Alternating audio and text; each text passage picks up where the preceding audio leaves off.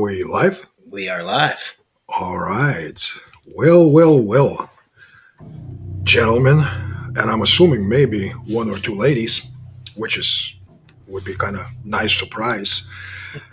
Students of violence. We are back for our episode number 2. Yep. So we did not get crushed after the first one. At least nothing substantial really happened, right? And we were discussing to do a few, talked about doing a few different things, and one of the ideas was to look at some of the things as far as knife versus gun. There's plenty of videos out there to address that. But recently, we had a new drama pop up, right? So before we show what the drama is about, and some of you on here may actually be aware what the drama is about. So the certain video that has been posted at first by Uncle Jerry Nuss, and he was present in that class. I think I taught that class at Tactical Response. I believe it was 2019 maybe, so it's like 6 years ago or something like that. It was AK class. And I didn't have that video because Jerry was using his phone. He filmed it. So, I have plenty of other videos of things not necessarily exactly the same, but it has the same vibe where, there's something like very blasphemous happening. Someone is behind that invisible line of death and danger and destruction and mayhem. So when I saw that video, I'm like, wow, that was a while ago. And so I asked Jerry to send me the video. He emailed me the video. And then kind of not really for shits and giggles, but I decided part of it was social experiment. Because I put a little bit of an explanation in there for a little bit of context. And I posted it. And what do you think, percentage-wise, how many people who watched that do you think actually read that little blurb? I would say under 15%. I would say definitely. under 15%.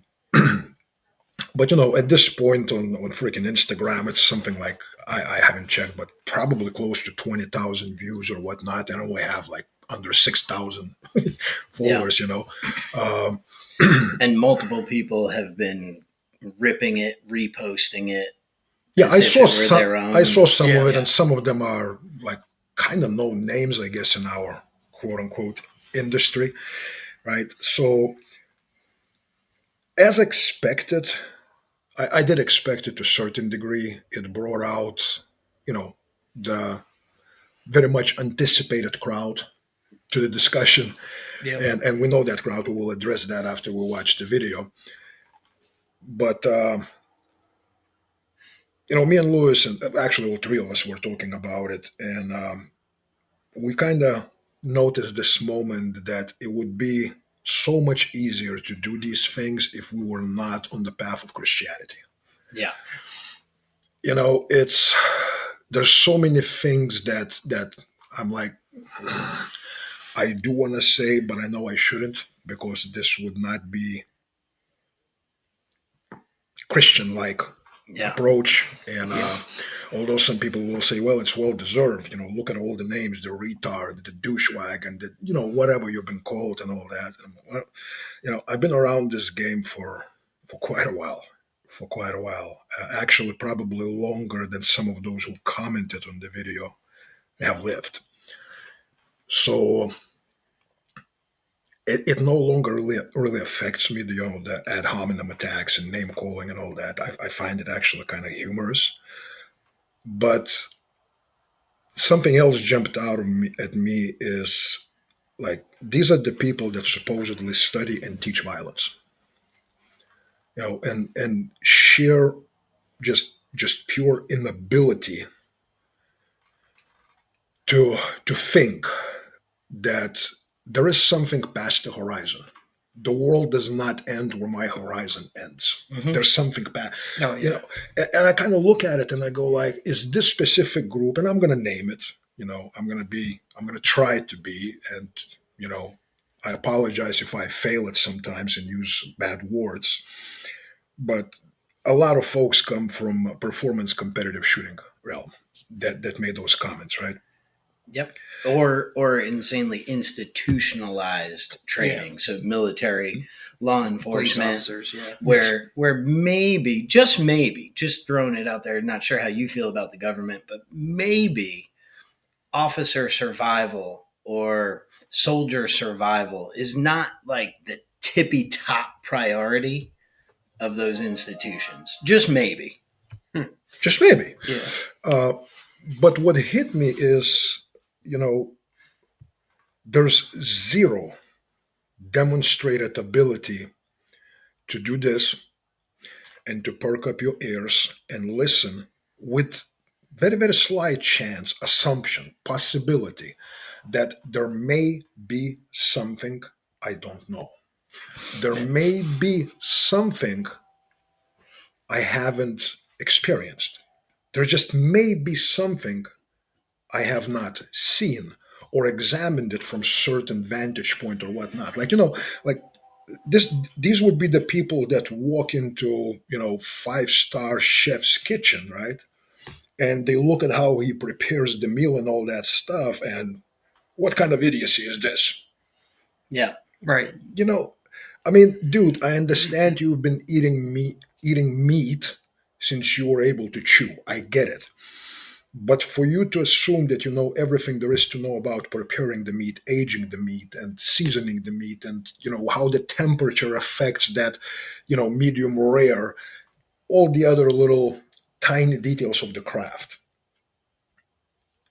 that's somewhat ignorant and arrogant. Yeah, and that's the thing. Like the like the part that's the ignorance is like people who probably should know better, and then the problem is they are so confident in their position that they won't even listen to something else, and that's a point where it becomes a little bit dangerous. Like that's a big thing about a lot of this training and this mindset is to be open to what might come. Like maybe there's another way of doing things, but if you're so confident in your limited perspective that the world literally does end at the horizon, like you're afraid of falling off your 100-foot edge. Yeah. Like And this is where, maybe not the most direct, you know, insult would come at people, but I would say that groups like that, and I call it group, I mean, there were not necessarily all of them connected that go to the same watering hole or whatnot, but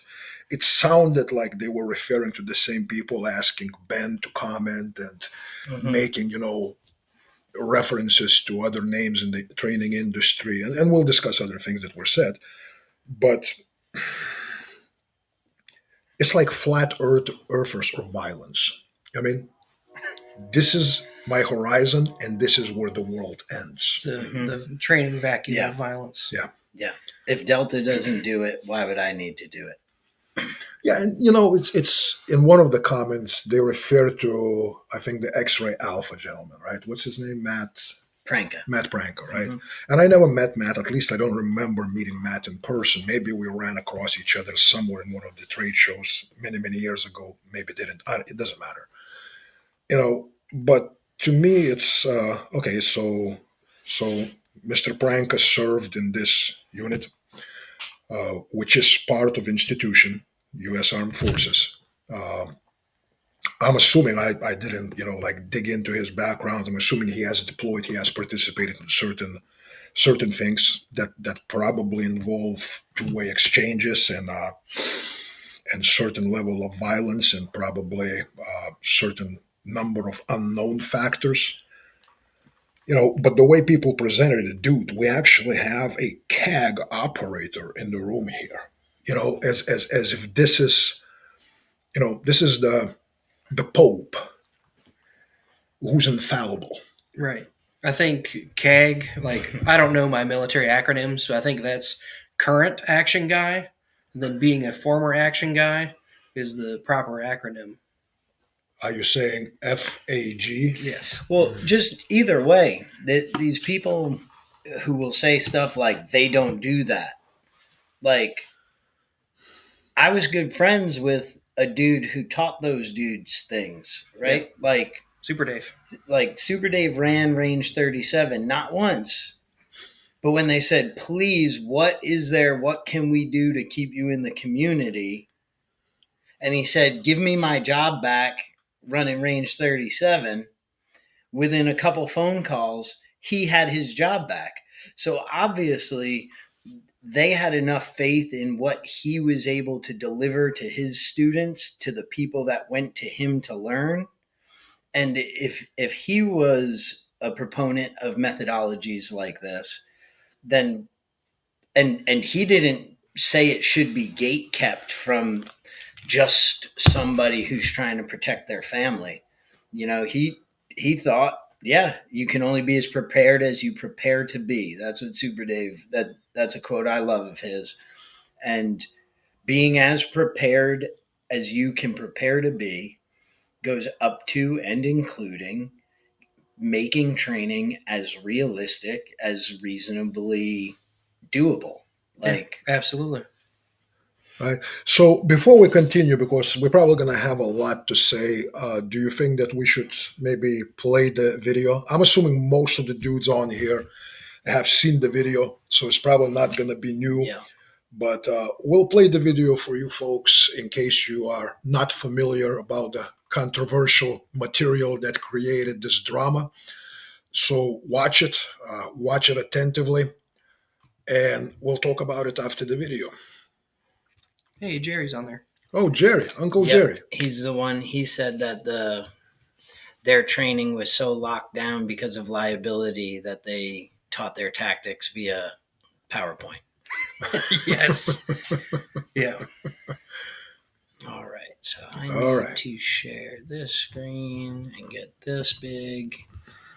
And I will turn off the microphone. That way the things will not get mixed up. You ready to hit it? Yep. Let's do this. Or maybe. Maybe. We still getting, we added some new equipment here. We added soundboard. By the way, guys, sound off if the audio video is everything good and there are no, unexpected sounds, glitches besides the like cool things like this. That was pretty cool, wasn't it? All right. All right, ready? Hit it.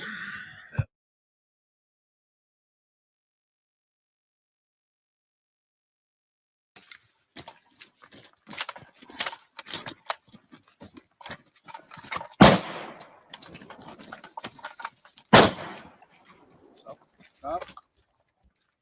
On the way back. Fight.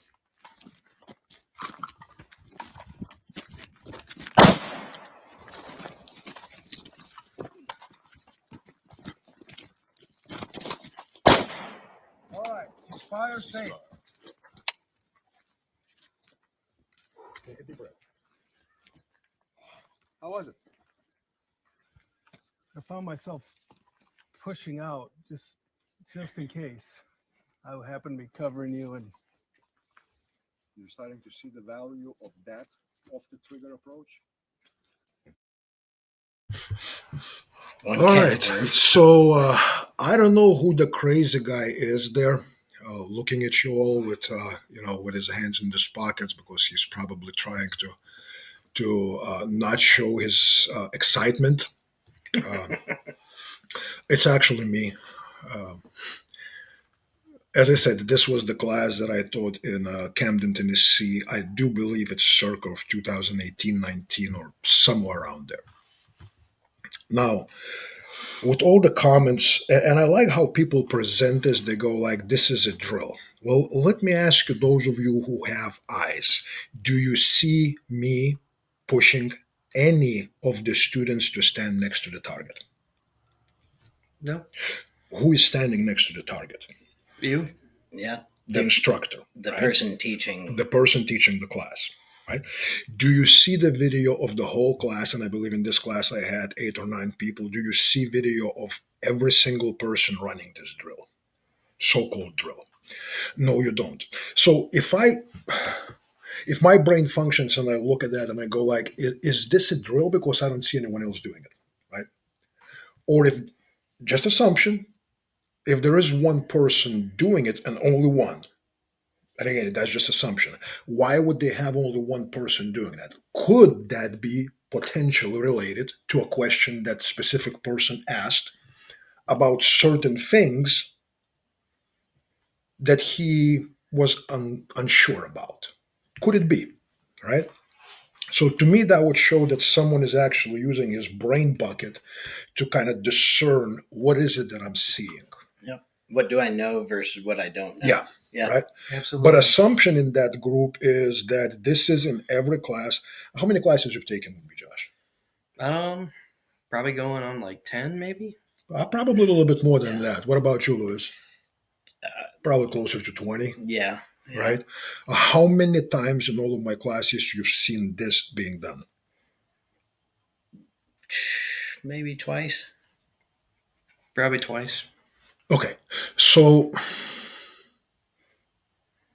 the presentation by the viewers out there, the drama queens, is that this is being done all the time. By the way, this is not in any way, shape, or form some kind of defense that this is, we only do it on very special occasions. You know what I mean? So, guys, don't get your panties in the wad because this is just, for very special occasions when I'm really drunk or whatever, right? No. We do this on purpose to illustrate or demonstrate specific point, specific question that a student or participant in the class may have.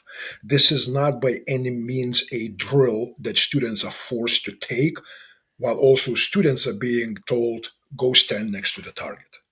That is not the case. Do we have any good comments out there? Let's see. Go back up a little bit. Yeah, that was Jerry. I displayed his earlier. So liability conscience, they had to do their control tactics by PowerPoint on how to put cuffs on people. Pretty cool, man. Yeah, PowerPoint will probably teach you everything you need to know. Right. Just We click, got, clack, you're done. Dunning-Kruger is worse due to social media. That's pretty much right.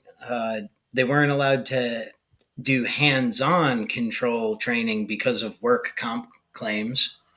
Right? That's pretty cool. Sam Russell, the shit stirrer in chief, is here. Hello, Uncle Jerry. Shit stirring in chief. Another one. Let's put this one up on the screen here. We got the .gov is always 20 years behind the times. They go to civilian training to get their new concepts. Who would have thought? Anything like really hurtful to us? Only thing No, wrong. nothing No. scandalous yet. Goodness gracious. That's pretty controversial. Where just are the saying. haters?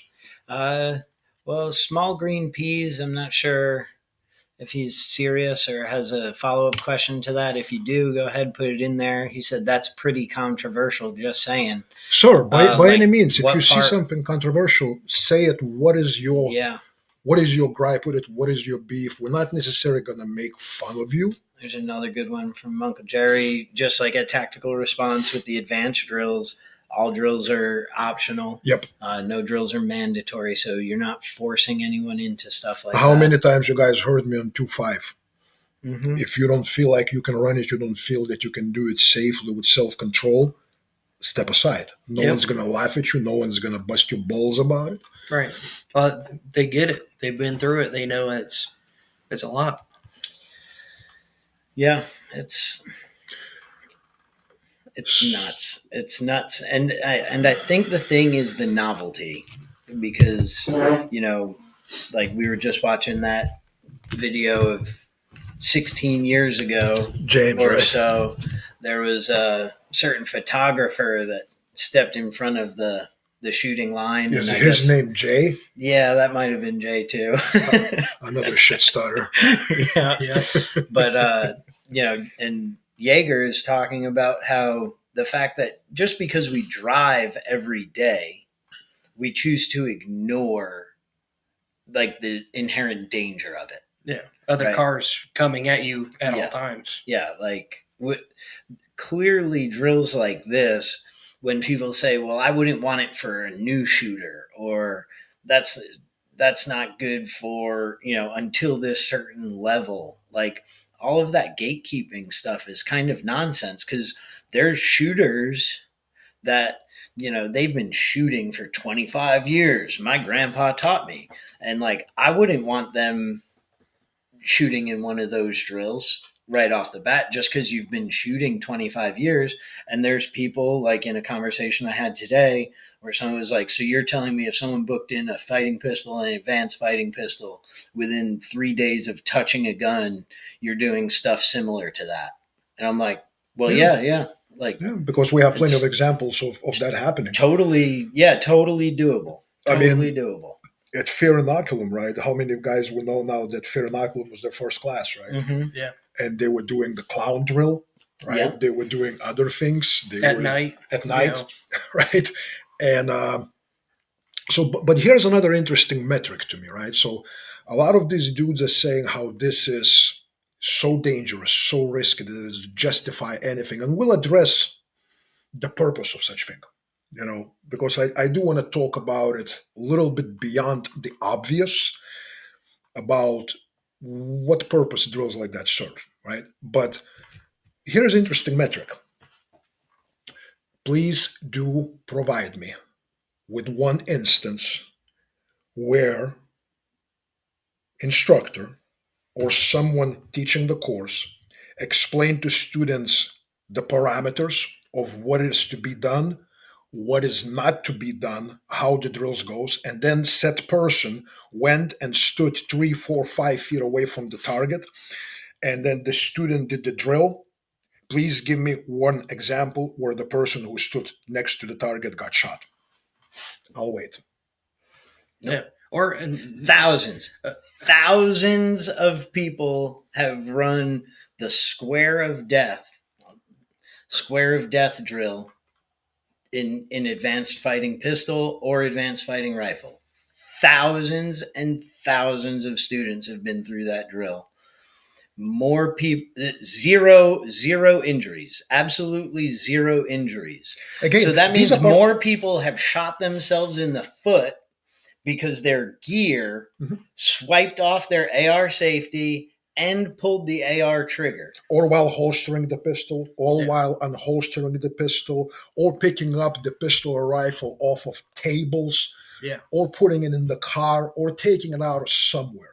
This is where most injuries happen. When the drill is explained, and it's by design, it's not like someone just pops up next to the target, right, while the student is doing the drill. Although you guys have seen where we do a little bit more spooky stuff, right? Yeah. But we're not, obviously the audience may not be quite ready for it. Let me see that. Would it be fair to say naysayers projecting own lack of confidence and competence on those that choose to partake in these drills that cause a stir in the gun community? Yeah, that would be fair to say, but I would say that you, sir, being a better Christian than I am at this point, the way you express it. But we'll get to that when I get more of my Christian mindset in here, because if I start speaking about it now, it's going to be very heretical. It's not only that they're like, hey, this is unsafe or this is beyond my horizon. They say that it's unsafe for you to do it, or they make up some imaginary gate that's like, oh, well, these tier 1 ninjas can do it, but you can't. Or they don't even. So why would I? Yeah. Like, well, tier 1 ninjas might not EDC a tourniquet, or they might say that they leave their wife at home with an unloaded shotgun for home defense. Does that mean that's what I'm going to do? No. Fuck no. Like, there's tier 1 motherfuckers, dudes who you would want to take the shot in public, but guess what? He doesn't have a fucking gun on him.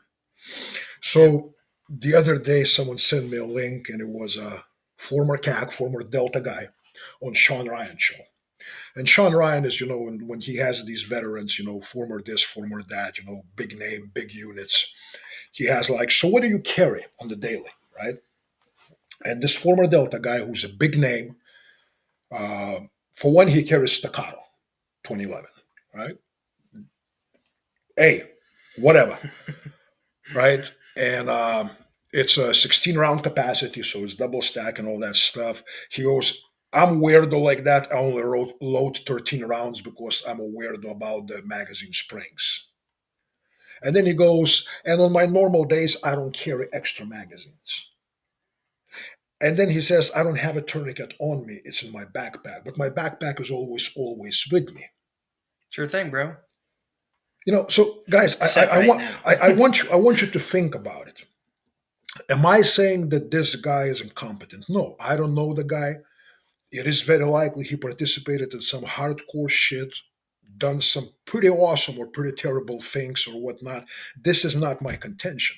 What I'm saying is that his experience and knowledge was within a certain confines of a unit work tasked with specific tasks, doing specific jobs in very specific environments. Yeah, when we go outside the wire, I'll make sure to have my tourniquet with me. Right. But in this restaurant, why? Yeah, like why would we have we in your house, right? Why would we have a tourniquets on us, right? Mm-hmm. I can guarantee you guys now, if you came in here and did the shakedown, at this table, there's more than 3 tourniquets. Yep. I can also guarantee you that there's more than 3 magazines, the ones that are inserted in the guns that we have on our bodies.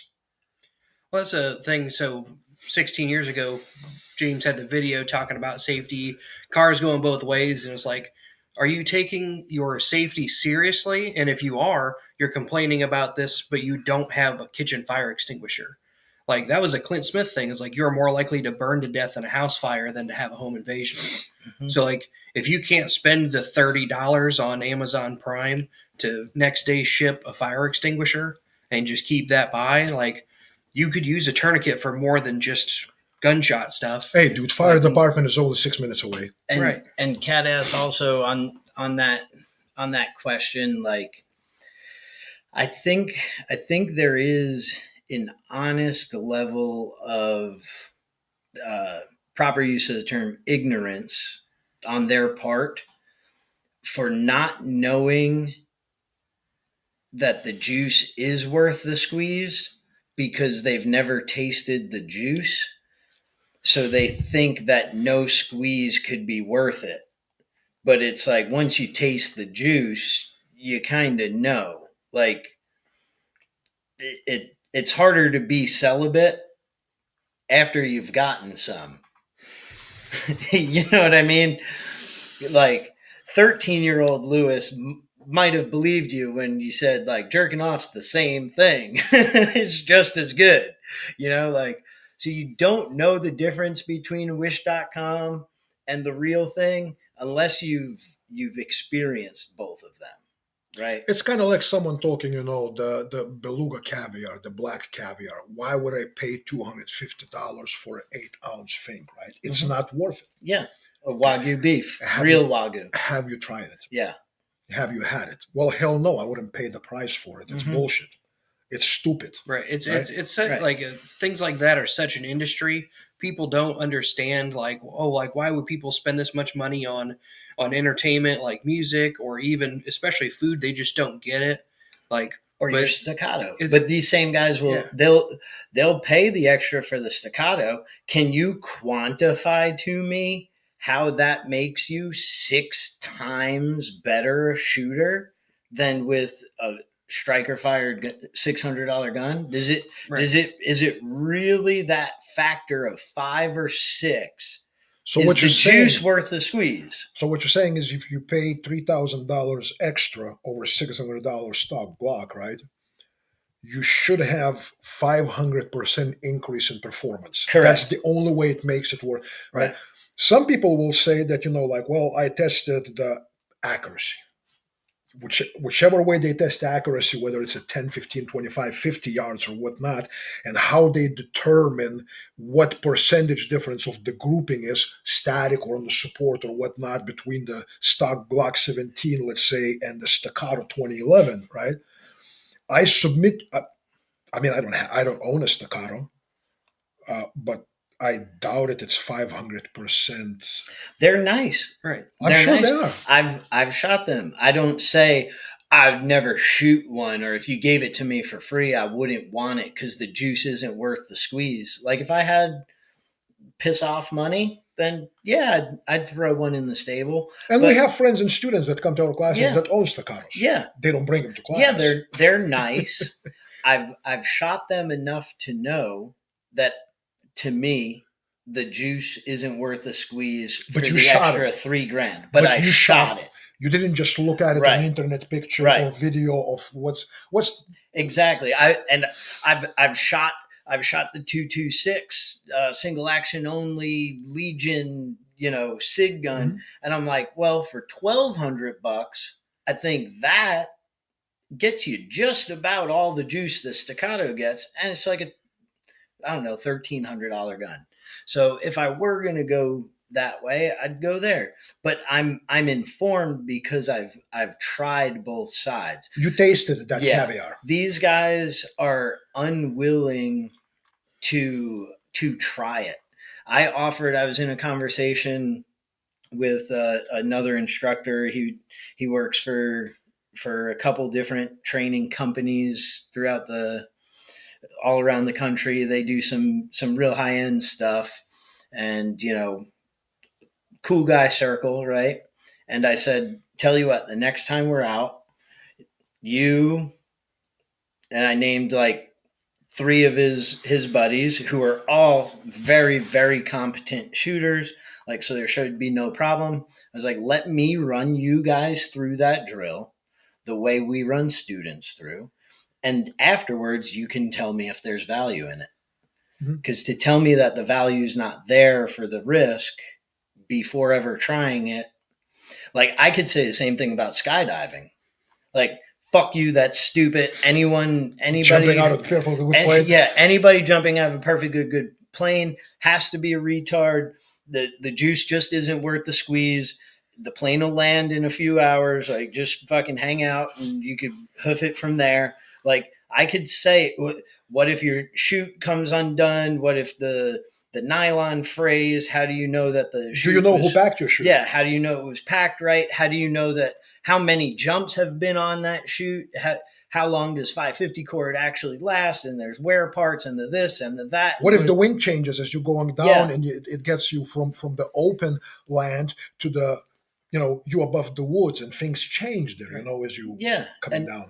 Like, I can just say nobody should jump out of airplanes. The juice isn't worth the squeeze. We have trucks. Right. Right?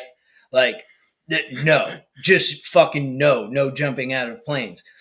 But if someone's like, dude, I like jumping out of planes, I don't see a problem with it. Like, I trust my gear and I fucking go and it's fun and, it's a rush, whatever. Like, cool, power to you. Like, I'm not going to jump on every skydiving video and warn these people about how they almost fucking burnt in.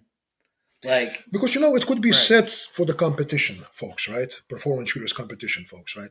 We've seen the video not that long ago where the guy was running and he tripped and slipped and he squeezed one off as he fell down, right? So competition should not be done because there is a risk because you're running so fast, because you're trying with your gun like this to because not break the 180. Because you are, you need to squeeze into certain time to win that competition and all that stuff, right? So you using the speed beyond your competence levels, beyond your physical conditioning levels, your shoes are not fit for the surface, your surface is not well tested. It's not worth the squeeze. It's a gamble. And it's a gamble. There's a risk there, right?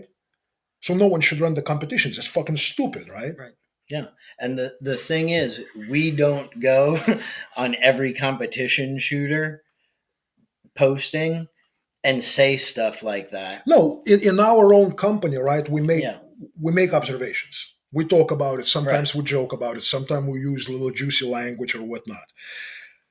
It's within our circles, and we're looking at it from our vantage point, right? We go like, how does it apply to that which we do, right? And we go like, I tell you what, somebody brought in the comments, and I'll name it, and if someone shares it, and the gentleman in question sees that and he wants to have an exchange by any means, whether in person or virtually, I would prefer in person. But hey, Ben Stover, right? Mm-hmm. Definitely a competent shooter. Yep. Extremely competent Very. shooter. Like the dude knows what the fuck he's doing with He the can gun. shred. He can shred with the best of them, right? So I'm looking at Ben Stoller. I looked quite a few of his videos, and I'm like, right, legit facts, facts, facts. As far as the very process of shooting and improving your performance with the gun, right? Do I have any problems with Ben Stoker's shooting? No. As a matter of fact, I would probably enjoy taking a class from him Mm-hmm. strictly as improving my shooting. Mm-hmm. And God willing, if all this I doubt it, but if all these things die down and we become somewhat more open to go like, my horizon is there, but my world does not end there, right? And it should go from both sides.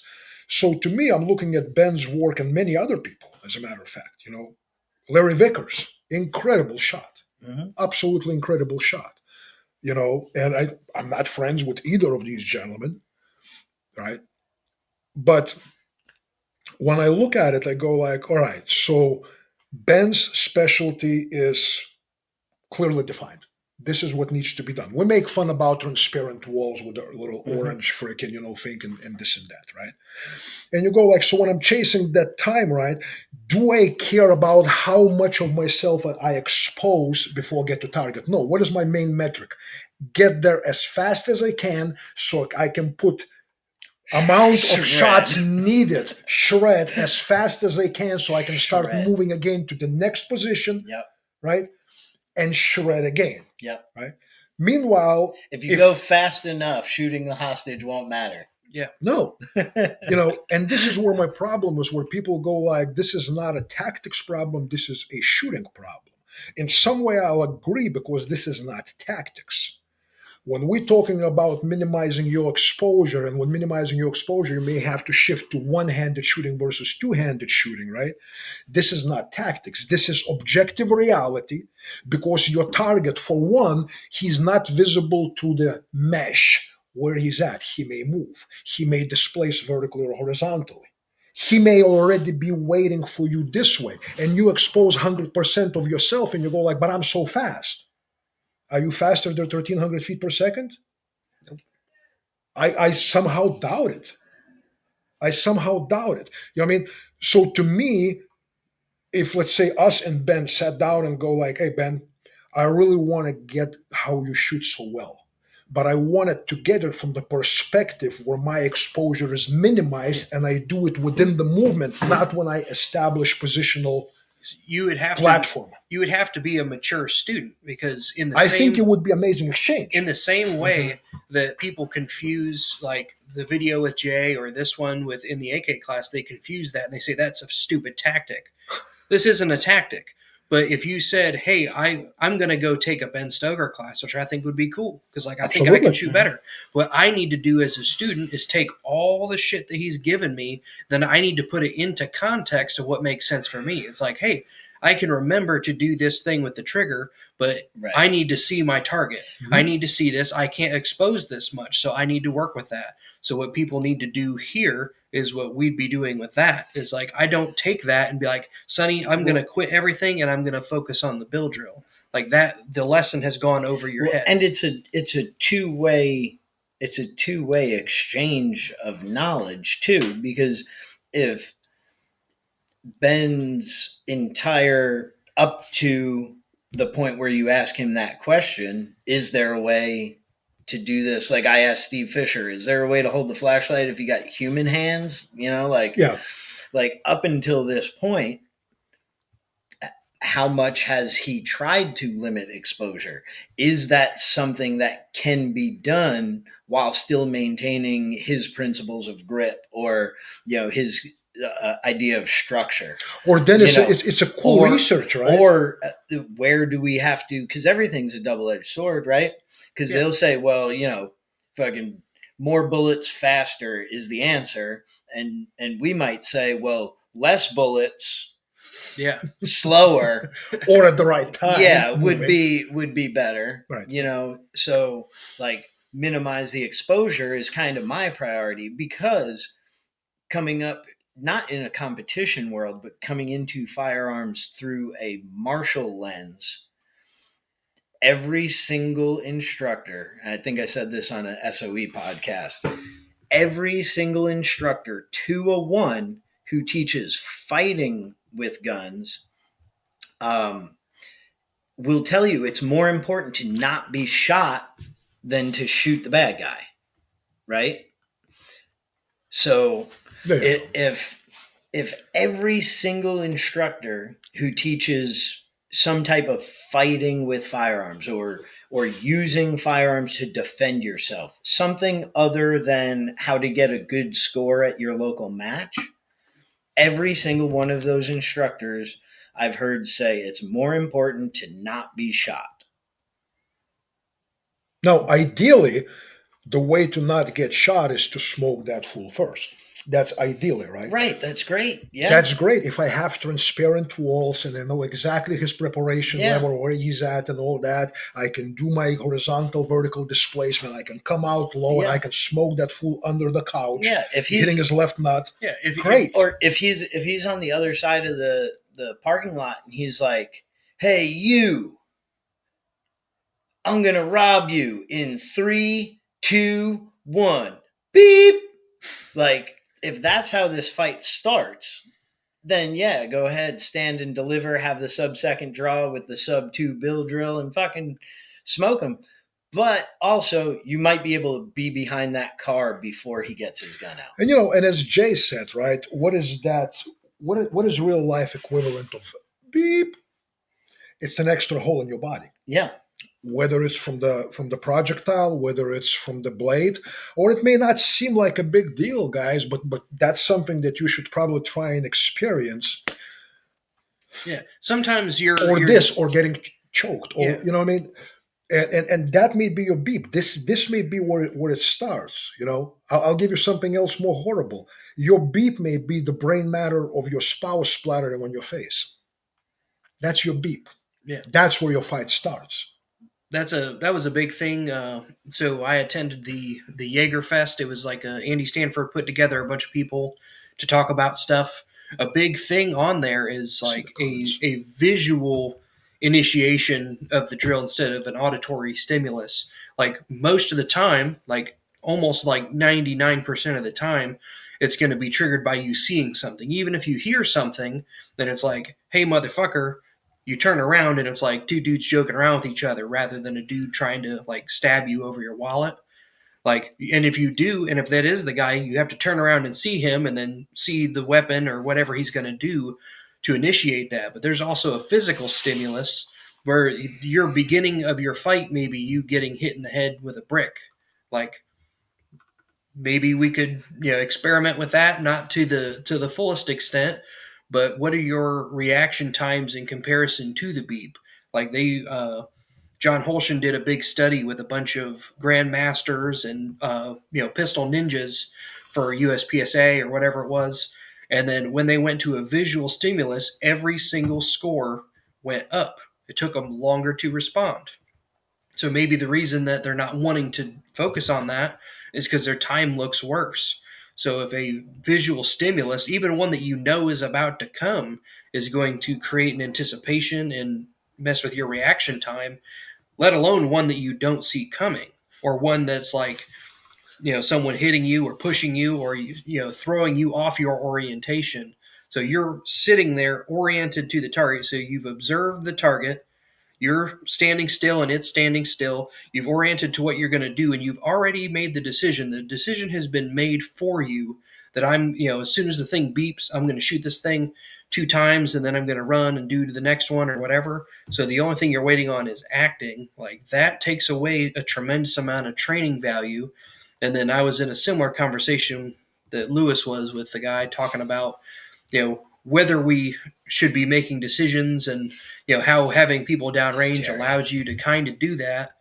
Like if you eliminate all those decisions, like you're eliminating a huge part of that training. So you're associating a beep with I press the trigger. Like how does that benefit a cop on the street or a person, at the 7-Eleven or just trying to go about their daily life? All right. So let me ask you both guys a question because I know that Lewis has been, well, you worked with tactical response and all that. You've been in in the role of instructor while man downrange things were happening, right? But Mhm. you also have experienced as a shooter with man downrange, Oh yeah. right? hmm So have you. So if I were to ask you in basic terms, what is the juice from it for you personally? The juice, the value to it is first and foremost. There's a certain level of confidence that just you can't achieve that confidence So with any kind of paper or no shoot or any kind of, well, if you miss you got to buy beers, or there's no other pressure that can compare to, live human being. yeah, like you need to do what needs to be done and it fucking matters. So it's kind of, are you saying that, this would be compatible to, as my former good friend Ken Good used to say, because he used to play competitive water polo, that laying on the couch and perfecting perfect freestyle stroke does not make you a swimmer until you get in the water, Mm-hmm. right? Yeah. Because water is that crucible where your swimming gets tested, right? Yeah. It was, But it's risky. You can drown, right? Yeah. I mean, what if I don't know? I mean, what if your blood sugar spikes while you get in the water? yeah, you sneeze. What if What if a because of fish touches my foot? I mean, I understand. What if I have a muscle cramp, right? Mm-hmm. Well, we were sitting at the coffee shop, and a guy was talking to us, and he does like a training for pilots and stuff. And it's like, oh, so you actually get in a plane and then learn how to fly. You don't just do it like sitting on a computer The simulator, thing, or right? let alone a simulator. Like, Yeah. like he's like, yeah.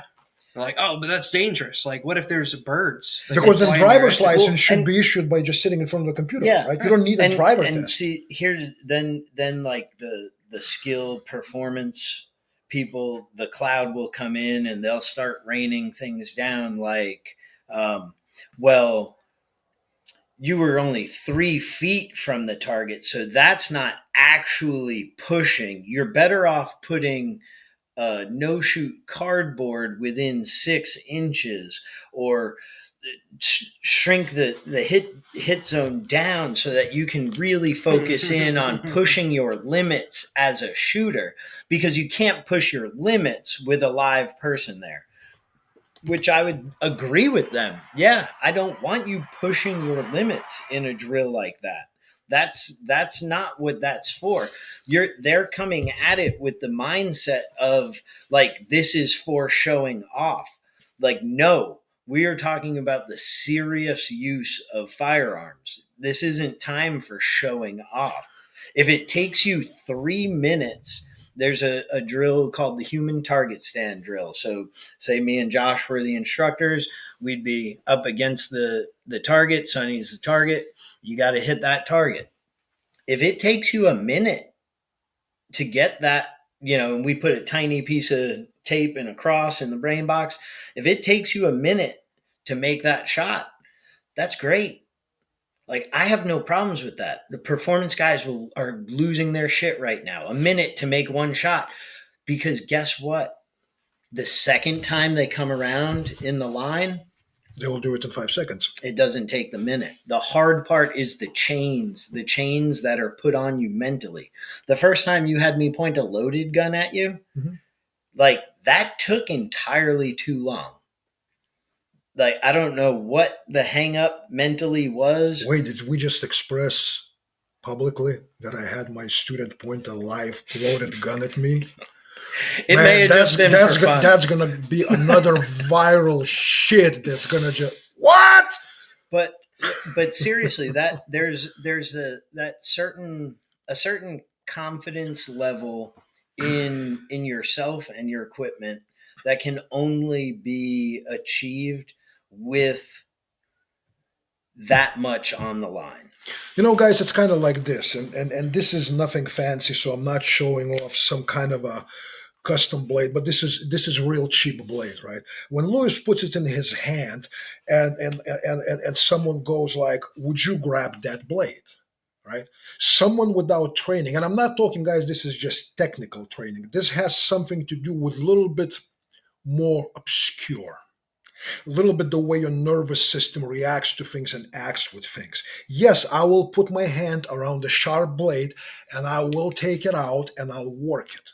And we've done it in drills and we've done it with live blades and all that. Because you cannot do it, guys, or because I cannot do something, I cannot judge it. I can only make a statement that I am not at the level of skill, competence, mental fortitude, physical conditioning, whatever the case might be, shooting proficiency. I am not at the level to perform it. It doesn't suck. Yeah. Some people will say, high kicks, unrealistic, they don't work. I submit to you, which I had a chance to do so, go train with the Korean Olympic Taekwondo team. Tell me if kicks don't work. Because by the time you say I in kick, you will be asleep. Unconscious. So stating that it doesn't work because you cannot do it, that's the height of arrogance, ignorance, and it's willful ignorance. Yeah. You know what I mean? You kind of drawing the red line, they go like, honey, this is how strong my love for you is. I would die for you. I would suffer for you. I would allow myself to be burned alive after being skinned slowly, taking out the trash. Bitch, do it yourself. Yeah. Get on a diet. Yeah. Work out. Right. So, I'm listening to this, and I'm trying to be as much as possible without, stepping outside of boundaries of trying to be decent and not to return the favor, so to speak, of calling people ignoramuses and retards and all that. Although in my mind it's circling, but I'm trying really hard, and I apologize if I will fail at some point. But it's interesting, Louis, what you said, because I just pulled up the comment from the guy on Instagram. His screen name is I am Joe Canadian. Oh, a Canadian. Tell us about guns, huh?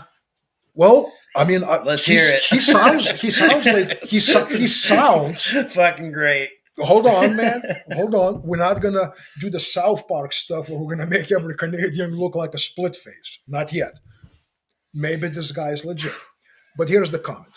This is actually the first comment that he made. I go like, you know what? We can have a discussion. Up to that point, like 20 or so comments that he made, it was, you a fucking idiot, you are a retard, you should basically whatever, right? So this is the comment, and I'm going to read it to you. And those of you watching, we will have a discussion about this, but I would want your input on that, especially those who have done some of the drills with me or tactical response or other people that do things of this nature. Objectively, it is adding unnecessary risk for rage bait. One can accomplish the same thing with a tight shoot target and a very specific small point of aim on the threat target. Or no shoot target and a very specific small point of aim on the threat target. The more important skill is being able to drive your vision and rounds to that small specific point of aim. Newer shooters will tend to want to look at the no-shoot target, and their vision drives rounds there. The shooter in this video even commented that he was looking at the no-shoot to make sure he didn't muzzle him, thereby taking only 3 total shots in the exercise. Wouldn't it be better to remove the mortal risk and learn how fast and accurately one can put as many rounds as needed as quickly as possible into an intended POA? No. It's a lot of acronyms. That was very much a J-like answer. No. Yeah, no. And no. Let's expand on why no. Like, if the idea is to determine, like, who's a better shooter or who can shoot this many rounds faster, then sure. Mm-hmm. In theory, in theory, what he says makes sense, right? In but theory, only in theory of competition performance shooting. right? Yeah. Yeah. In theory, if I can hit this at 300 yards, while full sprinting and nobody standing downrange, then it shouldn't be hard for me to do it, to take a hostage shot if someone has my mom or sister held hostage. Yeah. In theory, that's like saying, look at this dude hit the heavy bag, watch him hit the speed bag, look at him hitting those focus mitts. He has to be a great boxer, right? And you could be. Right? Like, maybe. But what did Mike Tyson say? Everybody's got a plan. All of those dudes had theories on how to beat Tyson. He's shorter, just use the jab, keep him at length. Like, all of that theory in their training camps, like, sounded legit. They had the plan to beat Tyson. And then what happened? That little motherfucker bobbed and weaved his way in there and fucking sent them to the canvas. Everybody had a plan to beat Khabib Nurmagomedov. Everybody now has a plan to beat Hamzat or Islam or those UFC guys, right? Everybody has a plan, and they trained for it. Yeah. So theory is solid because they have very much professional people looking at the videos of those guys fight, and they go like, I think I see a weakness right there. Yeah. Right. Now, Sonny, instead of working slowly with that one training partner on that one armbar or that one thing, think about if you just had one of those jiu-jitsu dummies laying on the floor, how fast you could just attack him and destroy every appendage he has, right? Like, yeah, in theory, man, in theory, a tighter no-shoot target, like, there's ways to add difficulty to that drill, but taking away your accountability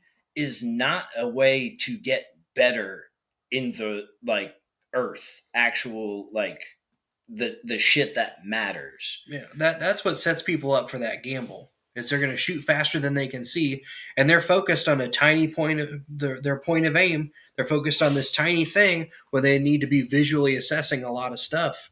So another weird thing, theory versus actuality, is your brain knows the difference. So when you do a walkthrough of your cool competition stage, or they say, why don't you just do this with blue guns? Well, guess what? Your brain knows the difference between a real gun and a blue gun. So whenever your brain says, I'm going to use this pathway to process this shit, they're going to use, oh, well, this is a plastic toy. I don't need to worry about this. The same way these people do, like, oh, my gun's unloaded, so let me ignore all the rules.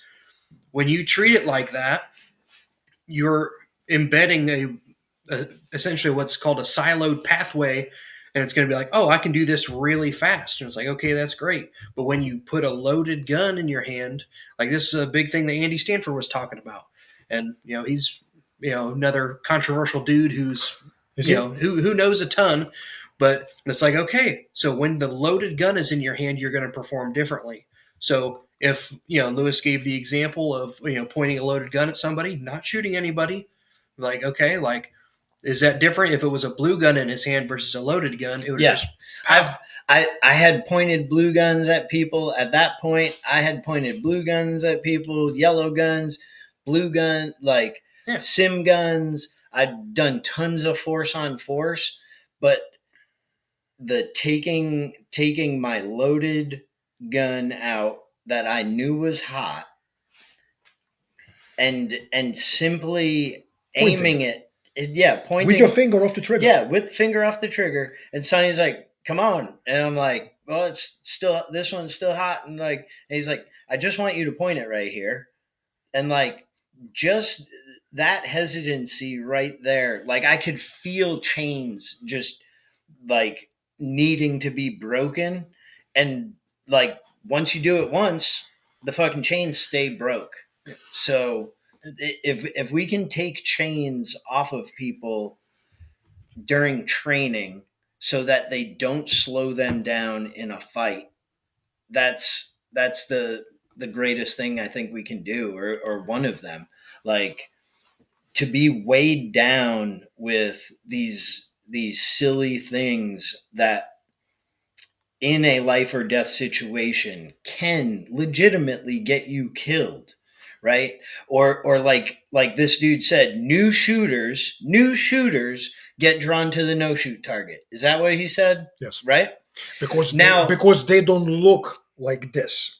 well, I'm gonna address perfect. this But here wait. extensively.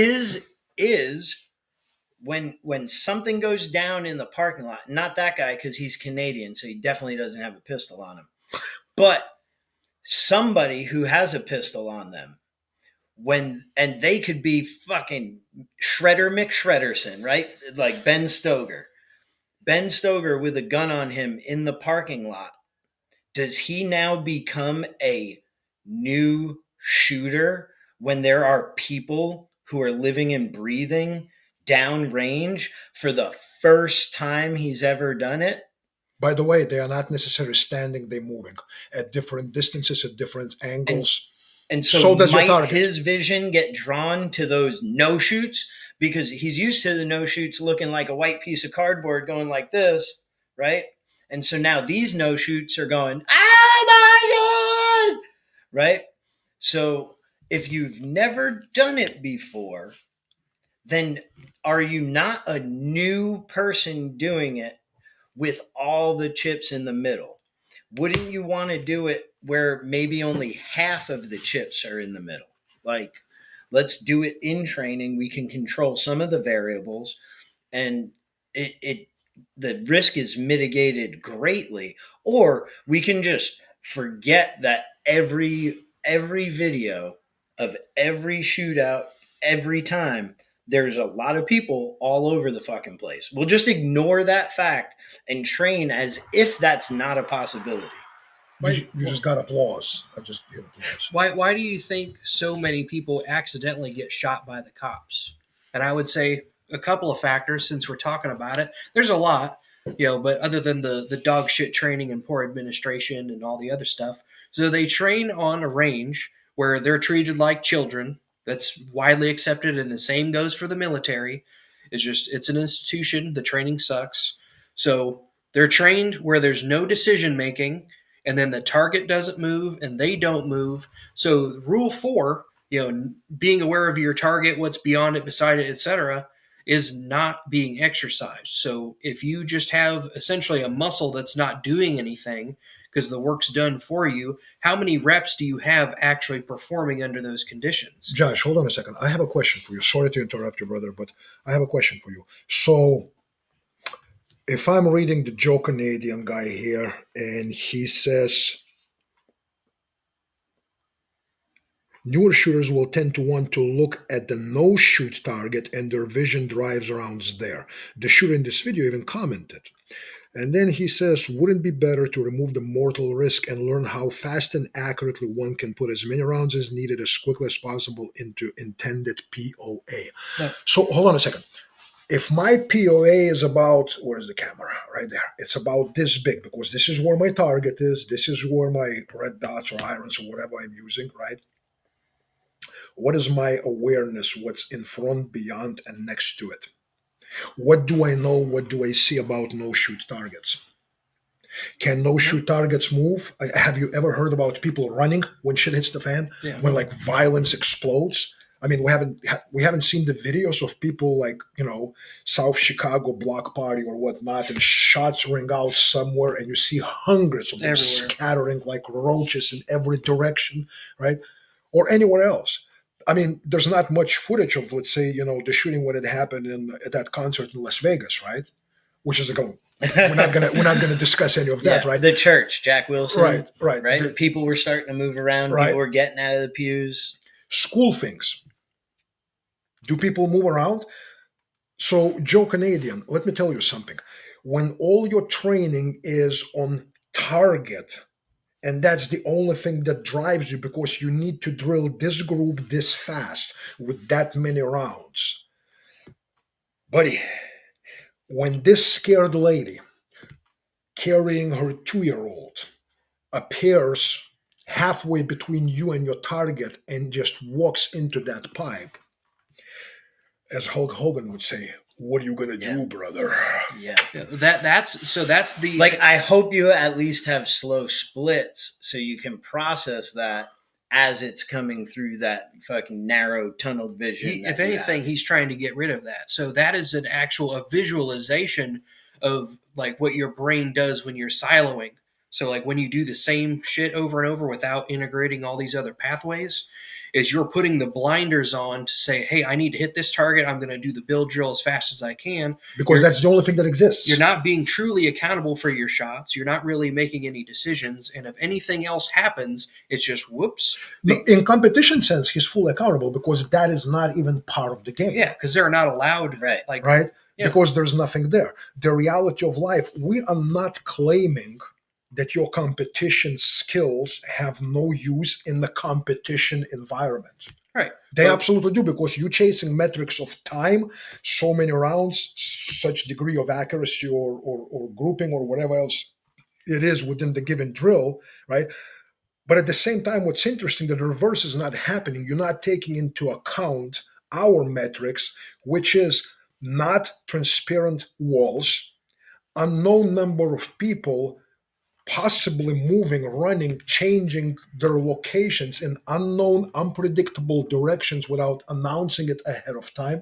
Yeah. The shooter who sends the hate, whether it's my way or in the way of that lady, or in the way of a few other people around, such as Walmart shooting in South Texas or whatnot, right? By the way, because if he's sending it my way, I'm going to have to move. Mm-hmm. So what would be cool? You should. What would be kind of cool if Joe Canadian and his comrades would kind of slowly transport themselves outside of competition boxes, okay, and put themselves where there is Mary and Jane and Susan, with little Joey in his hands. He's 16 months old and still sucking on the freaking little pacifier. And then there's another, man with a special needs wife in the wheelchair, and he's loading the groceries into the back of a truck. And all day somewhere downrange, because they didn't read your rules that once the violence starts, this is going to be clear. I can just shift my gun from this to that without worrying about it, because the only thing that matters is how quickly it's going to be bang, bang, bang, bang. Okay? That's the only thing that matters. It just happens that in between here and there, there's three. And if I looking through that pipe of a sniper scope, basically in the environment of CQB ranges, anything outside of that ring is what? Blackness, unknown. And my eyes are only trained to look inside of that pipe. Why? Because my metrics are what? Time and grouping. My metrics in my world are different. My vision, I need to put good enough grouping at good enough time, but I need to have, I hate the word awareness, as you know, okay, but I need to have ability to see as the things are moving, if needed, to do something to address that which cannot happen, or possibly with training, if I have good control of this, employ all of those little tools that just so happens because of this being real life, and someone threw a curveball at me, or three. See, I'd love, man, if I could ask Eli Dickens and Jack Wilson, I'd love to interview them on this topic and see what their thoughts are after, because most likely they hadn't done drills with people downrange Most likely before they were in their events. But having gone through events like that and had way better accuracy than any of the police video that we see, way better accuracy in the heat of the moment with innocent people around, and neither one of them hurting another innocent person around them. I'd love to ask them, if they could get in a time machine, would they want to do a little bit of shooting like that before the dude started blowing people away in the church, or before people started dropping in the mall? Like, would is that something they think could have helped them or would have helped them, would prepare other people for a similar situation? Like, I'd love to hear that. No, that would be kind of cool little interview, right? But as we were talking earlier, before we just started going live on this, right? So Lewis is right here. The door is that way past Josh, right? So there is a table in front of us here. There is a screen there and all that stuff. And that door past Josh there gets busted in, and there is a dude with a machete or a shotgun or something else. Lewis, because me and Josh are Canadians, Lewis is the only one the only guy who has a thing. So would you say that Lewis should not lean slightly over the table and shoot past me and Josh? Lewis should move around this table all the way behind the screen, and after he clears this line of 180 past Josh, then and only then he should address the threat. I submit to you at that point, Josh is no longer with us. At least, yeah. At least Josh has got. At least Josh. Yeah. At least Josh. And again, people go like, well, that's hypothetical. Just as hypothetical as the risks that you guys presenting. Yeah. What if he gets stung by a bee? What if the 6.9 earthquake happens while he's moving with that gun? What if? In Russia, we had a saying, if my mom had wheels, she would be a city bus. What if? What if someone has a heart attack, as James in the video said? What if someone has a heart attack while they're driving at 55 miles in the opposite direction on the two-way country road? Here, do you want to play that? Sure, let's play that. Actually, for some of you that may be a little bit going back in the memory lane, this is someone that most of us knew, and I know most of us miss.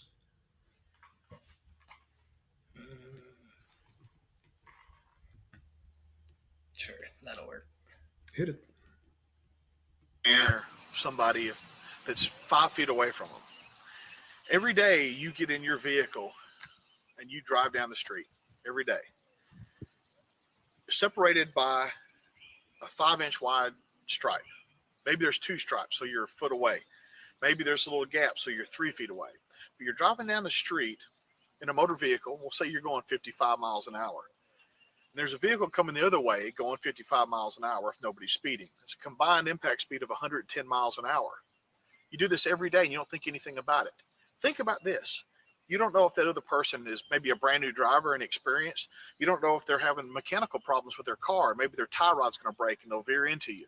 You don't know if it's an elderly driver that maybe probably should have given up their license a while back. If it's a sleep-deprived driver, drug or alcohol influenced driver, you have no idea. But you get in your car because you do it all the time and you don't think it's dangerous. And yet we have classes where we have people that we know their equipment functions and we know they're safe shooters, and we'll put somebody a little bit in front of the firing line and then everybody says that we're dangerous. I say it's far less dangerous than driving to the range. Those people that are complaining about us is far less dangerous than their drive home. I mean, let's think about it. Even on this street, this community street, speed limit's 30 miles an hour, combined impact speed of 60 miles an hour. And people drive down this street like nothing's wrong. And there's not even a line painted on this street. There's not even a line. How dangerous that it is with no line painted there. So we do a lot of things that are far more uncontrolled and more dangerous than shooting at a target while somebody is off to the side of that target. We do things that are far more dangerous on a daily basis. And because we do it on a daily basis, it's not a big deal. I personally, you know what years later, now that James has departed and all that stuff, I'm like, he had quite a bit of that southern drawl going on there. A little, yeah, in those it's pretty damn cool, Thick James had a little bit thicker of a draw. Hashtag Thick James. Yeah. And so, this is the example we pulled out one of the older videos. This is from a number of years, like how many years? 16 years. 16 years ago. So what we're doing is so new, is so blasphemous, fresh. It's a fresh blasphemy, right? I mean, it's Yeah. incredible. It's absolutely incredible, the irresponsibility of us doing that.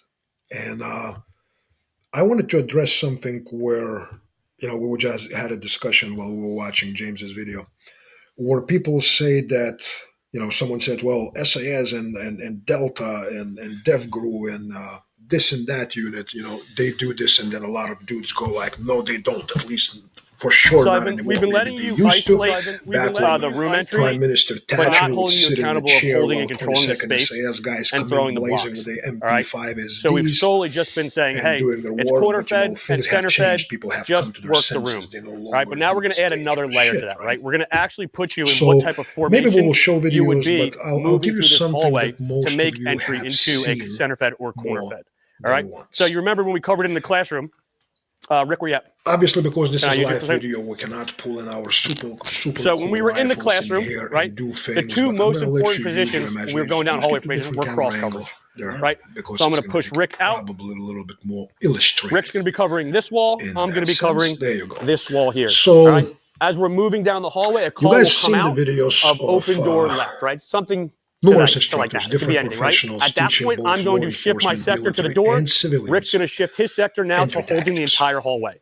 All right. entry So he's skills there. As with we long start to guns, approach, carbines, we're here. Rick's going to be the AR-15s, blocker. things of that nature. All right. So we're going to assume that How I have often have you seen personnel the behind thing me, right? where So I will the go to guy make is entry. about to Rick do the has to entry, but time he's this going to be because the he needs a block. second guy in, right? So his rifle is here, but the guy is going to cross in front of him, cutting that hard corner, right?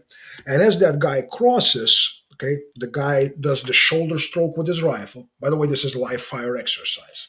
As this guy crosses in front of him, and then as this guy is stepping into the doorway, he presents the rifle back on his shoulder and continues working. So they missed Yeah. the first part of that. It was Yeah. something with the I with the had audio. a video playing in the background, and I guess it was sending. the Okay, so audio. let me repeat that. They missed the first part of that. There were a lot of statements that even in Tier 1 community, downrange drills are not being done, right? Now, people will say, well, no one is standing next to the target. What is the difference of you crossing in front of the rifle versus standing not in front of the rifle, but off to the side? Right. What is the difference? Which one is Well- more dangerous? Well, so this now we're entering almost a separate debate to me, where like if we're going to be safety rangers against each other and call out any unsafe things, like if you're gonna do it, you might as well, in my estimation, start with breaking of the 4 firearm safety rules. And here's the thing, you heard me say that in the classes, is rules are not made to be broken, but you should not be afraid to break the rules if the job requires you to do something at the moment where sticking to the rule delays or eliminates your ability to do the job. Yeah, in legal terms, I think they call it competing harms, right? You're Competing allowed harms. you're allowed to go on the Or sidewalk. in religious if the- terms, going like, they say, thou shalt not steal and thou shalt not murder, right? But if I see a child being abducted and pulled into a van and I don't have a gun, but there is a truck with a scoped AR-15 in the front seat, I Yeah. probably will break the window and steal that gun to smoke the fool trying to Yeah. kidnap the child. Lovell, Have I committed a sin? well, Lovell would say you didn't steal it; you only commandeered it. so, Yeah. so there's that. Speaking of commandeering guns out of people's trucks, John Lovell leaves unsecured guns in his truck. Like, Right? So the thing about it is, and this is where the people go like, oh, so now you're going to say that these guys should not do that. No. As a matter of fact, I totally agree with what they do. But what interests me, why nobody gets their panties in the wad where they see not Tier 1 units. I'm talking about Bumfucktown USA SWAT team Mhm. guys going through some training in some range in Midwest or Rockies or Mhm. elsewhere, and the guy does the shoulder stroke with loaded weapon on the live fire entry as the guy crosses in front of him Mhm. across his barrel on the weapon that's hot. And then he does his entry presenting his rifle as he goes into his corner. I think they're doing what they should be doing, But my question is, how is someone standing 3 feet off from the target, not in front of the barrel, is more stupid, retarded, and dangerous than that? Right. Like, I'm kind of binary. Either we're going to bitch at each other for breaking these 4 rules, which everybody agrees on as everybody agrees on are rules, or sometimes it's okay to break them, sometimes it's not. Like, competence I'll submit to you, overweighs- sometimes if you want to right? get the job done, it's necessary to break some of it. Yeah. And Right. and I'm cool if we go back, Cooper, there was 1 rule before he added 2 more, so then there were 3, and people started still fucking up, so then they added the 4th. But I'm cool with going back to the first one, right? Treat all guns as if they're loaded. The end. I'm cool Yeah. with that. What The did I end. tell you? Or- My single rule: treat weapons with the respect they deserve. Yeah, I like that. That sounds perfect to me. Like, but if at your classes you explain that there are these 4 rules, and then you are going to go ahead and break one, if not multiple of them, for different reasons here and there, then don't be jumping on our shit when we post something that doesn't even violate one of those things, but looks scary. Like, seriously, it looks scary. And just because of that, it, again, back to the jumping out of a plane or playing with vaginas. Like, if we just stayed away from everything that looked scary, like, we'd be missing out on a lot in life. Right. Well, and that, another point on that, like before we get into the next video, Like, well, and yeah, and we've already played the audio apparently for this one, so I might as well. Might as well. well, the other point, so James talking about driving, so it's like, oh, it's just a casual thing that people do. Like, who treats a gun without the respect it deserves casually? And you would say cops. And it's not only because how many people are getting shot because they aren't paying attention to what's past them. How many do you see where they're like, oh, well, I've got a light on my pistol, so let me just point it and let me do this. Or, oh, I've got my red dot, so I have to be pointing it. Right. But then Hackathorn is stupid because he says he doesn't like lights on the pistols, right? Yeah. And then And they destroy it. Hackathorn's been doing the snake drill for probably 50 years, and that's a downrange drill. And there's a difference between someone competent and breaking one of those rules on purpose because they With realize with respect, right? It's a decision that's being made. Right. Versus I'm going to pull this out because I don't care. Right. So that's what they're doing. So if me and Calvin and you are walking around the house and we're talking about taking corners, okay, go stand in there, whatever, like so some loaded and or unloaded guns may get pointed at each other, like, okay, cool. What if we showed some footage of 2.5 running with people bump into barrels and they fall down and some of us are fixing it while the guy with like running behind us? Shit. They'd lose their shit on that, even if we're not muzzled. Mm-hmm. Right. The guy may have it like this, but they would lose their shit. However, we can go to something like this, and they will not lose their shit. Right. Let's take a look at something. So this will be boom, and I will mute the mic. Boom. Hit it. All right. Could be anything, right? At that point, I'm going to shift my sector to the door. Rick's going to shift his sector now to holding the entire hallway. All right. So he's there. As we start to approach, we're here. Rick's going to be the blocker. All right. So we're going to assume that I have personnel behind me. Right. So I will go to make entry. Rick. So we got Mike back. So we got the mic back. Guys, let us know if you hear it because I see the green lines blinking. So you should be hearing us. Look at these two gentlemen with whatever it is, AHTCH, whatever it is, right, on their T-shirts.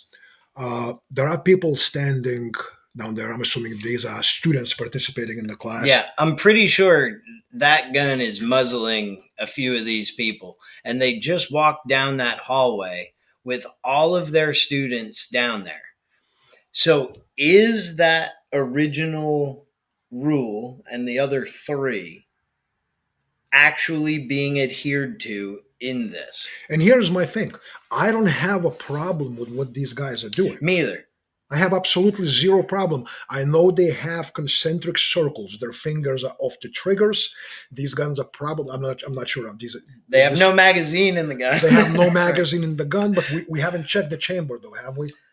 I haven't. Maybe they did. maybe. And again, But nevertheless, let's not take it out of context. They may have taken their bolt carriers out and shown all these guys how, but the rule is not written, treat all guns as if they're loaded unless the bolt carrier is removed, treat all guns as if they're loaded unless confirmed cleared, treat all guns, right?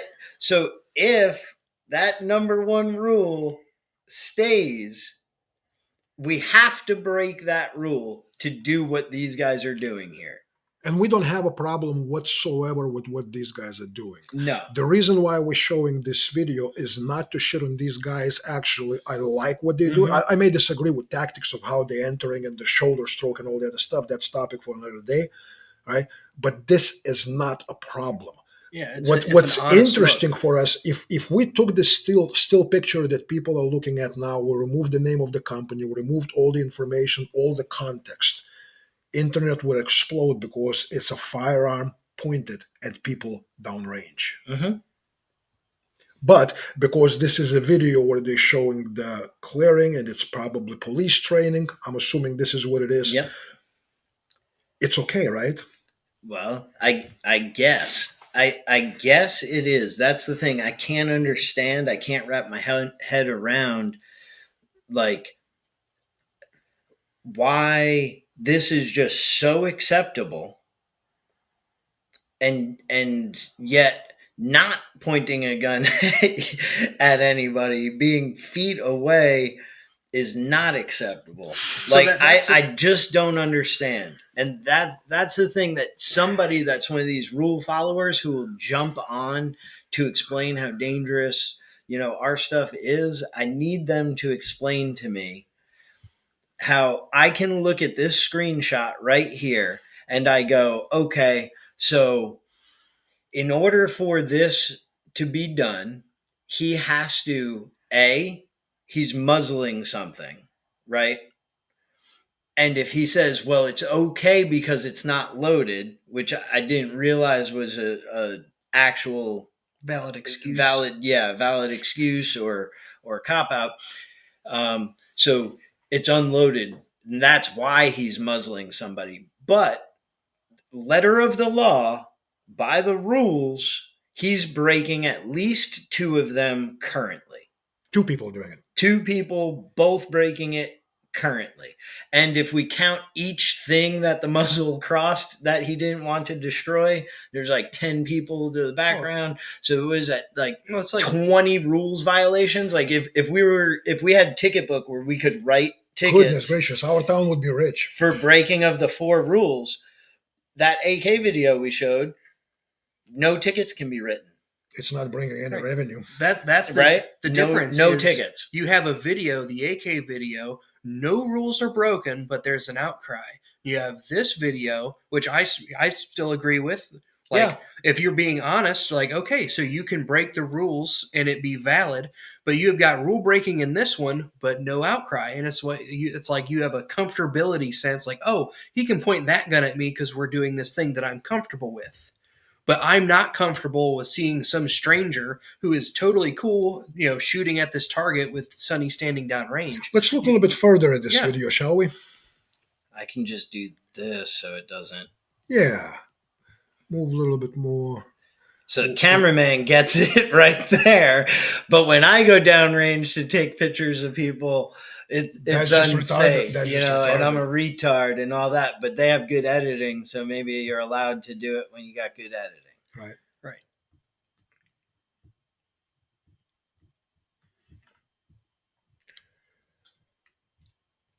So let's look at this here because I think there's going to be a shoulder stroke entry, right? Somewhere in here. So now we've got like 4 dudes muzzling the crowd. And the cameraman. Yep. Whoa, they pointed it at me. Did you see that? Yeah, you should run, Josh. Yeah. File the complaint. Call these 4 gentlemen retards. I don't know.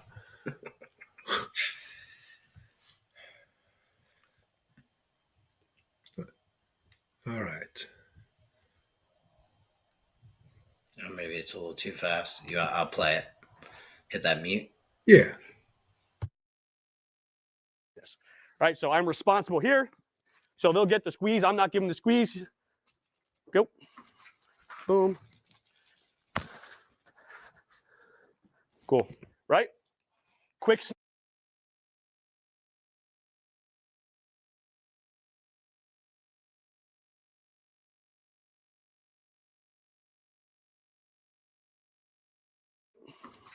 Boom.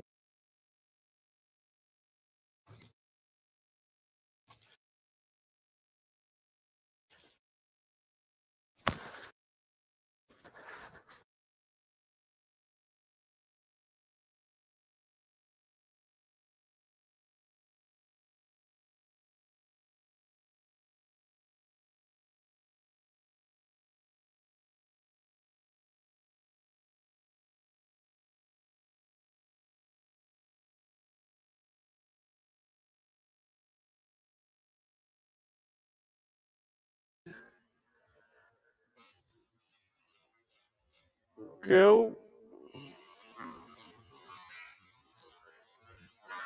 Boom.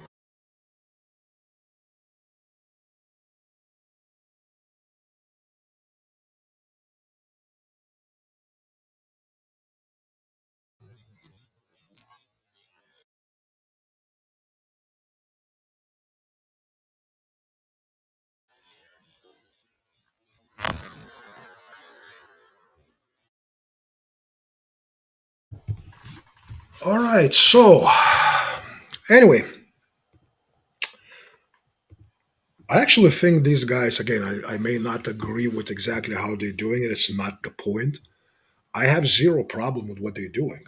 Right. As far as their weapon handling, as far as their muzzle orientation, I see trigger finger discipline, I see timing, I see other things going on there.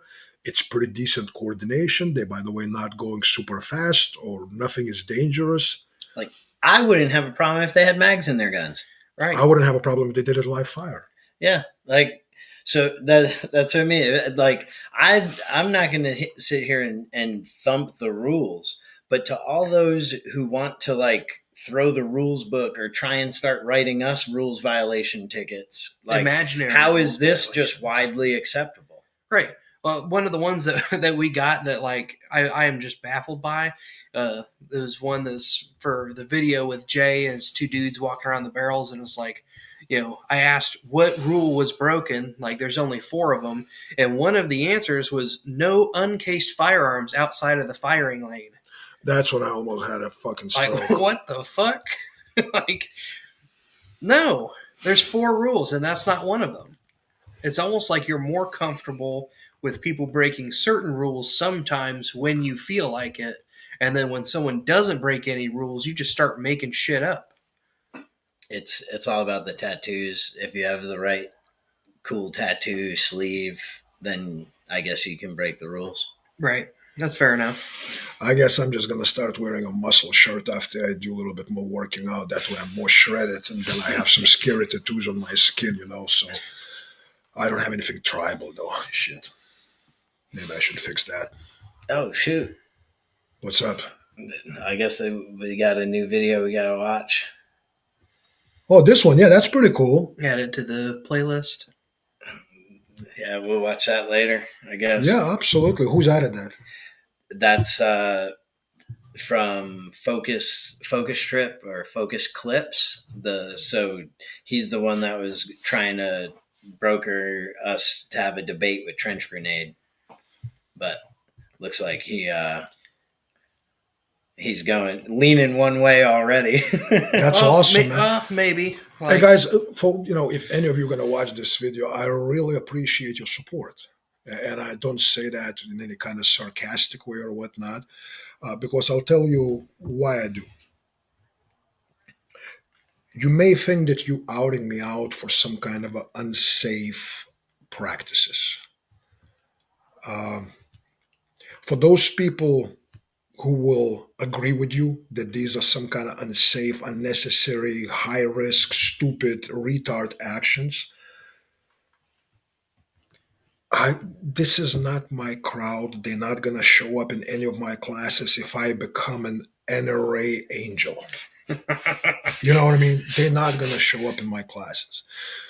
But when you bring that up and we have these little chit chats or I post something or whatnot, interesting thing happens. I start getting communications from people that go on like, yo man, I never looked at it from this perspective.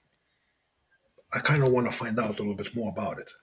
I'm uncomfortable with it, but this starts tickling something in me that, you know what I mean? So I appreciate your help with that, guys, because really in my crowd, with my people, you're not outing me. You're outing yourselves as a blue pill, stale people who will never go past what you want to believe. You're going to stay in your safe zone with your blankies because you're going to tell yourself and anyone who's willing to listen that no, this is unacceptable risk. Because somehow life will definitely adjust to what you consider acceptable, unacceptable, or right on the edge. Yeah. It's an institutional problem that people get a weird thing. Like they get it from the range safety officer, or they get it from their grandpa, or the guy at the at the boot camp and all this shit. Like they're gonna tell them, like they're gonna get screamed at, like, "Hey, never do this," or "You should never have your gun loaded," and all this stuff. And it's an extension of all like the FUD lore bullshit. It's terrible advice that's not worth anything to you, but you pass it on. And you say like, "Oh, you can't go in front of the firing line." Like, okay, well, show me the firing line. We were joking originally. I said Walmart, but let's talk about the Buc-ee's. You're standing at the fudge counter, and someone walks in and starts shooting the place up, and then you got people at the at the wall of jerky, and you got somebody getting some brisket, and then they got all the fresh baked cookies and a bathroom full of people. Like, what are you going to do? Are you going to say, everybody, I'm about to shoot this guy, so get online with me so I don't muzzle you? Like, how is that going to work? It's a shooting problem. Right. But then that's what we were talking about. Like, my perspective on why these And by shooting problem, we mean faster, more. Yeah, just blazing down. Yeah, faster than you can process anything going on around you. I need you to just fucking 13 splits. Because my send it. reality of my life, nothing ever is in front of the line. Yeah. Nothing ever. I like this theory that if you break a rule, you just got to add another rule to make up for it. Yeah, and that's how these police departments go. Is they're skipping from lawsuit to lawsuit. The training doesn't get better; they just add more rules. And what it does, it securely puts the cop or the soldier or the citizen, neatly under the bus as quickly as possible. And they say, "Oh, well, we did, like Jerry was saying, all of your subject control techniques are on PowerPoint." I taught him how to do that. And, oh, well, he didn't do it the right way, so this is all his fault. That's all they want to do is put the liability on the cop and not train them well, because it's cheaper to bury them than it is to train them. And that's what you're going to get. And then that cop hopefully is going to seek real training, but might not. And if they don't, they're going to keep passing that on to the next people and the next people and the next people. And you're going to have some random boot on, in the army that's telling you that, oh, well, you can't do this. Like, dude, like you barely shot a pistol in the army at all. And you're going to tell me something? Like, I've been carrying a gun for 10 years now. Like, I carried a gun illegally. Like when I was allegedly when I was too young to legally carry a gun. So like, and if I remember, at that point, state of Ohio, that certain state, allegedly state of Ohio, did not have the carry thing going on. No, they had it. I was just too young. Oh, you were just too young. But yeah, but that's what I'm talking about. But it's just like, so you fired you're issued 20 rounds for this drill, this qualification. You're issued 20 rounds, let alone I've got that in my back pocket. Like, you're issued 20 rounds to perform this thing. Like, give me a break. Like, you're issued 20 rounds, and then you're trying to tell me what I need to be doing with a handgun. It's Right. a fucking joke. Yeah, you're gonna talk about nightstand gun Right. when you have to sign yours out of the armory. Yeah, like, that's a joke.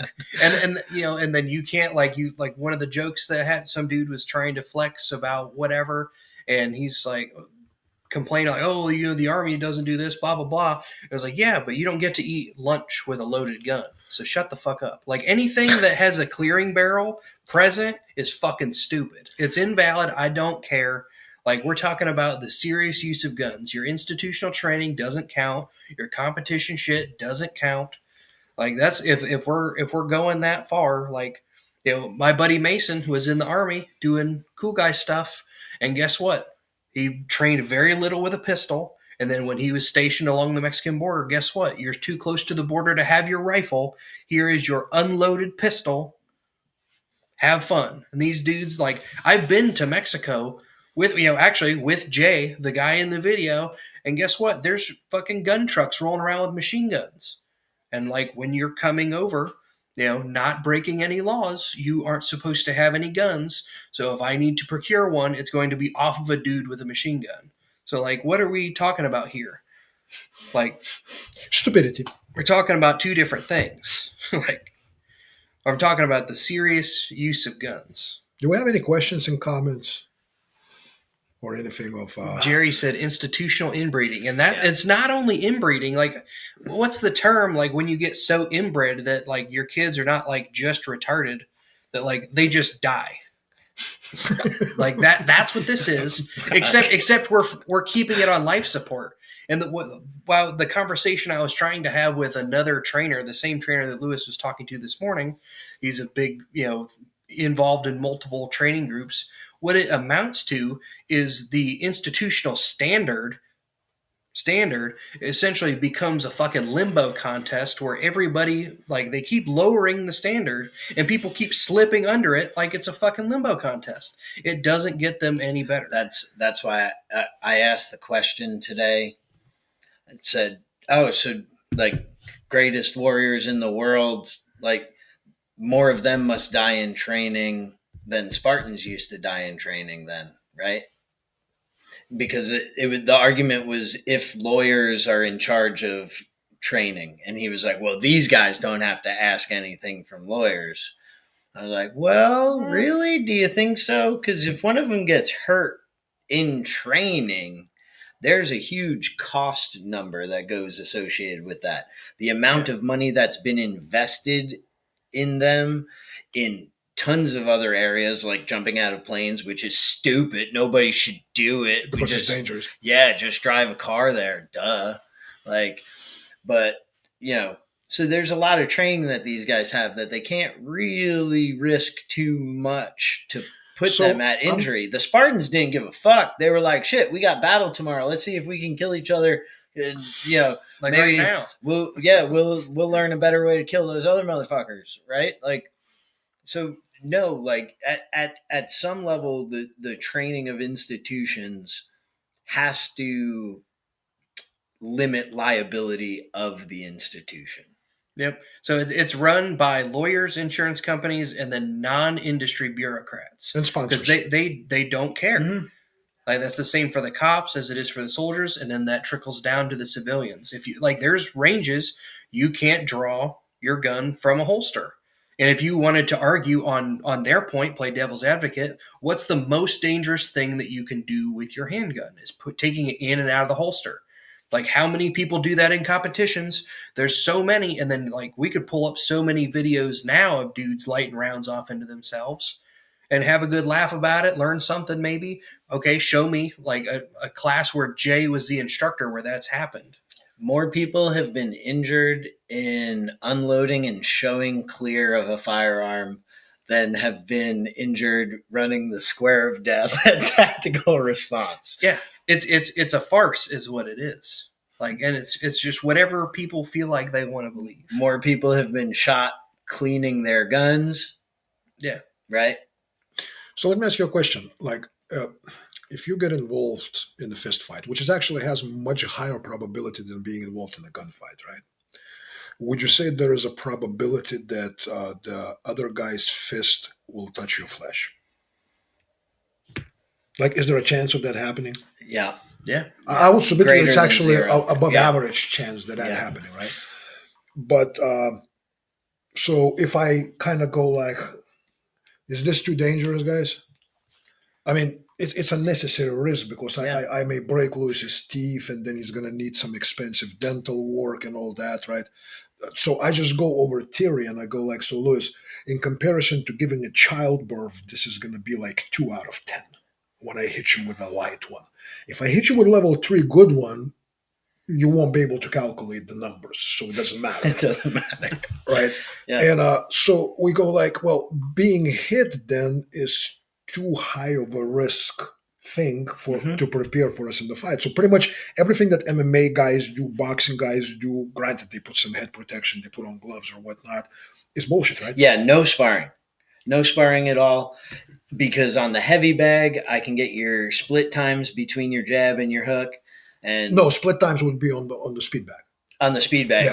splits on the speed bag, so I can quantify that and know how fast of a puncher accuracy, you are. accuracy would be on the pads. Accuracy on the focus mitts. Yep, Major we and can minor quantify. power hit factor on the Yep. heavy bag. And You- that's it, and you're ready to fight. You scored 90 out of 100 on the focus mitts, so So you're ready to fight. and get in the octagon. And you know Yep. exactly what it's like to be hit, right?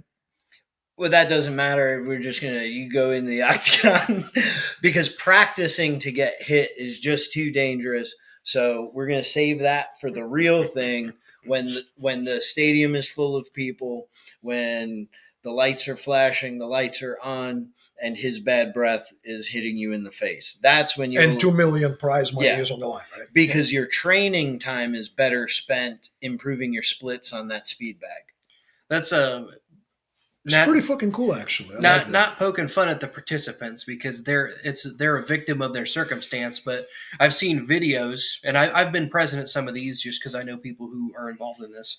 But it's like the kiddie jujitsu matches, and it's a kid who's never been basically touched. And as soon as they even get grappled a little bit, like they're not breaking each other's arms and shit, they get grappled a little bit, they start crying. Like that would be the UFC. If you had one dude who is basically the competition shooter that goes in like, hey, and then this other dude's getting in Or in a couch- gunfights or a couch duels swimmer. yeah, that's what it would be. And then the first time you show up, the first time they get hit for real, they're like, whoa, I've never had this before. I wasn't prepared for that. Like, I guess you're setting yourself up for that. Man, it sucks that we don't have any of these people that were on Instagram and all that, like coming in and wanting to have a discussion or back and forth, debate. yeah. Well, and in a couple of them, it's just I was talking with Lewis was talking in separate conversations, but one of the people cited a source, which was the company that they work for, saying that they don't do this as too dangerous, and like no reputable place does this, which is full of shit, and no units do this, which was full of shit. But the company that they work for, I've actually taken a class with one of them, with their director of training as the instructor, and we did a downrange drill. And like I wouldn't mind having that conversation with them offline before I start throwing it out there and dunking on them. So we don't want to bring that name because that would Yeah, you suddenly don't wanna make get them him. too No, dangerous. I would rather. He tried to give you good training. It may have went above the scope of the handout that he was given for the class. So don't get that guy in trouble. Right. Well, yeah. Well, either of them. Like, I don't want to dunk on the guy we were having the discussion with, who was detracting from the concept, and I don't want to throw the other guy under the bus. Maybe the class has changed. Maybe it's changed since then. They don't do it anymore. But we absolutely did downrange drills in that class. See, we are being good Christians. Right. I'm actually surprised, man. This is like It's a work in progress because the I was trying to let Lewis do the conversation part because like first time I saw the comment, my initial reaction was, "Hey, I've got something funny to say," and then I was like, "I'll hold off." And then Lewis started a conversation with him, and then that's evolved into like them talking about stuff, and then I've had some other revelations, be like remembering because some of the points that he had made, I was like, wait a minute, there's something fishy going on here because my recollection of the events, which, that dude was present at the location, but he was teaching another class with unloaded guns. But, the way that I was introduced to the conversation, he said that he wanted me to bring like an adult point to the table because I said something really funny, and then I issued my response talking about like decision making and the effects that has on people and then the negative consequences for not doing it, and we've yet to resolve this point. But like the notion that no special forces unit does this is bullshit. Like we all knew Super Dave, who ran Range 37. He ran it multiple times, and they eventually let him do his thing. Like, that was the whole point. So the Army was doing it, and then Jay, the original video, not this one, worked for the SOTG, Special Operations Training Group. Can you bring the picture from the concert hall in Paris? And let alone, there's a couple other dudes who I'm sure probably don't really want to be named. Before you bring it up, that were kind of involved in some of these things. Like, that units absolutely do this. They say no legitimate police unit. Okay, well, what about Ken Hackathorn? He was a SF. He was teaching SF dudes, and he was a cop for 50 years. Google or YouTube his snake drill. We've got a clip on here somewhere, and it's two dudes running between steels, and they're guns up, guns down, shooting at it, and then they go forward, and then they go back. And guess what? John Hearn, he's a recently retired Fed who's does his own classes. We did that live fire in his class too. Imagine that. So there are trainers now that do this. There are military trainers for specialized units that do this. And there's law enforcement trainers that do this. And they've been doing it. Ken Hackathorn's retired. He's been doing it for 50 years. So I don't want to hear this point that no legitimate unit or no legitimate instructor does it. It's bullshit. Well, you have to be legitimate and not controversial. Right. Let's bring up a little picture that's controversial. Warning. This is it. The picture depicts real death. This is from a number of years ago at a certain concert event in France. And I want to ask a question because it's a picture. Obviously, we don't need to mute the microphone or whatnot. So, Luis, if you can pop it on the screen. Some of you older folks may remember this. I don't remember exactly the number of people killed in that concert hall in Paris, but it was a lot. Definitely in the high double digits, if not more. So the question to me would be, for us Americans here that sometimes carry firearms and take them to places, if you were there with a firearm, how would you deal with this? Not the aftermath, but all these people are still in the mosh pit. Things are happening. Yeah. People in the seats. So you're standing like somewhere over here, and the shooter is closer to the stage, behind the stage. Yeah, what would you do? Yeah, and a couple of these, there's multiple bad guys. So draw me the firing line in there where you're not going to muzzle anybody else. There's a lot of lines drawn there in red. Yeah, And it's, it's a huge tragedy. A lot of innocent people got killed and we go like, senseless violence, whatever, all the other things, right? Mm-hmm. But examples like that are important for us to look at because you never know. And I'm not saying you're going to find yourself in something of this on this scale.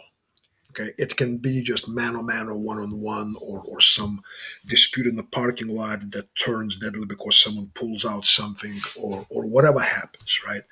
The point is that geometry of safety will not be provided to you to satisfy the theory that the industry standards are trying to push on the public as this is how real violence will unfold. Thus, you have to act within this framework.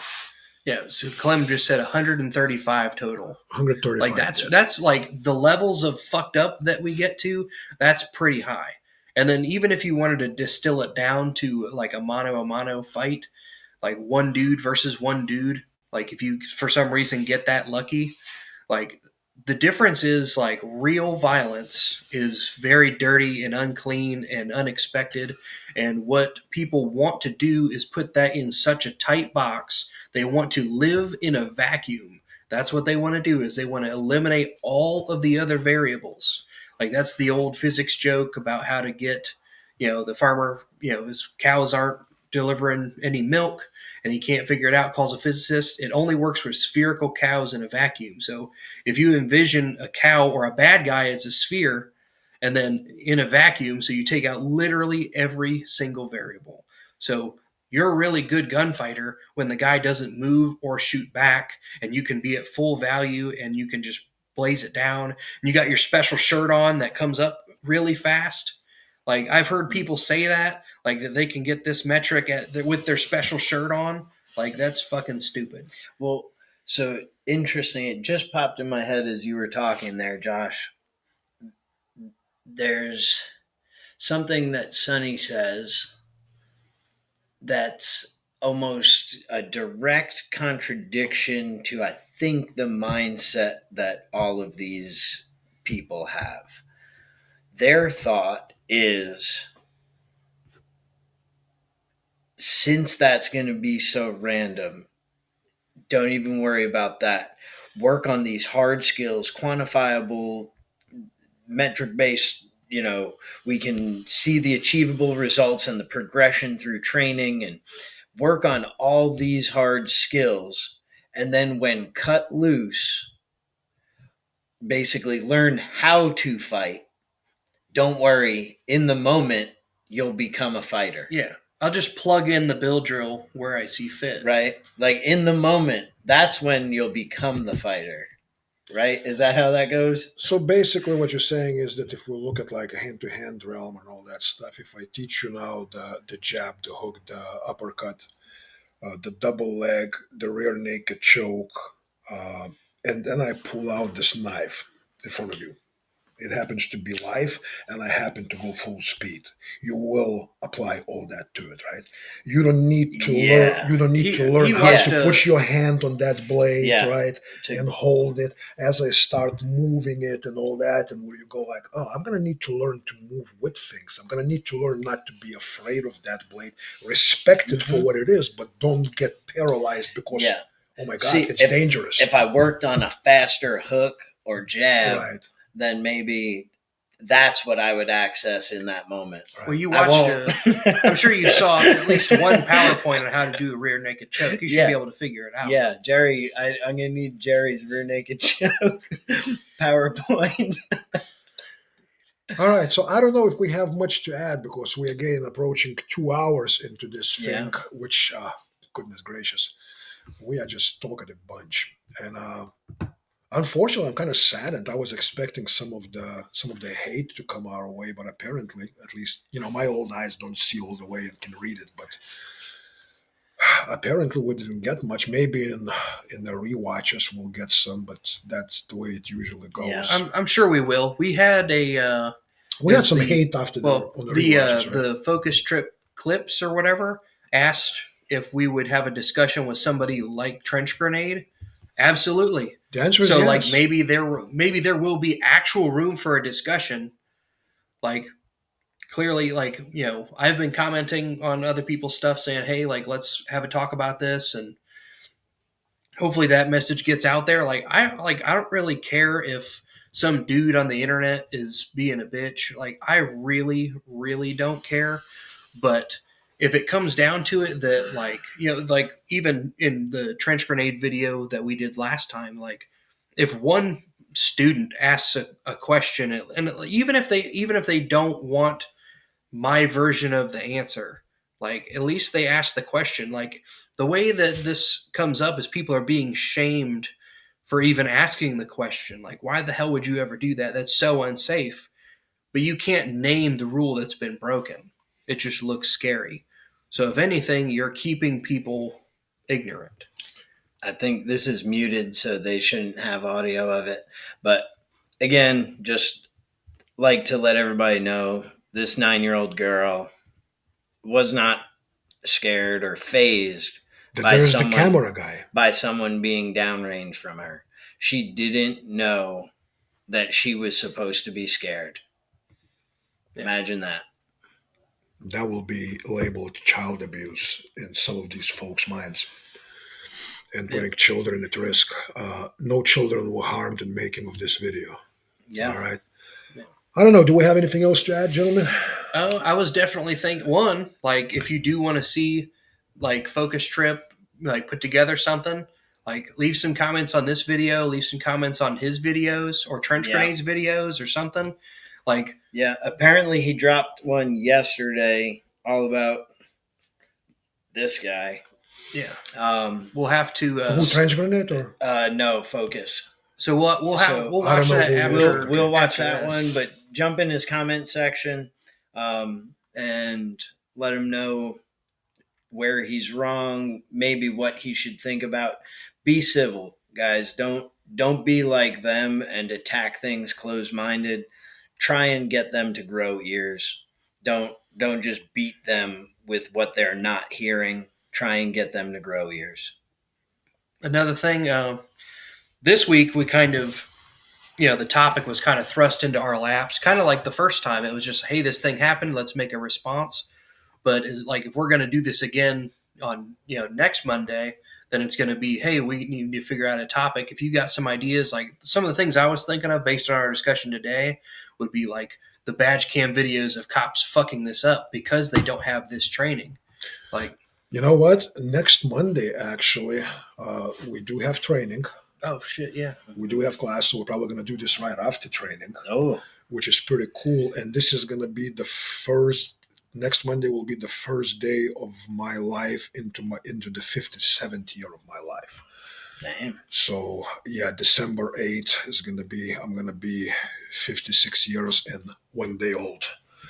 So yeah, we do have some training coming up here, starting Thursday, Friday, Saturday, Sunday, Monday, Tuesday, I believe Wednesday. I don't know. I don't remember. It's like 7 days in a row of training.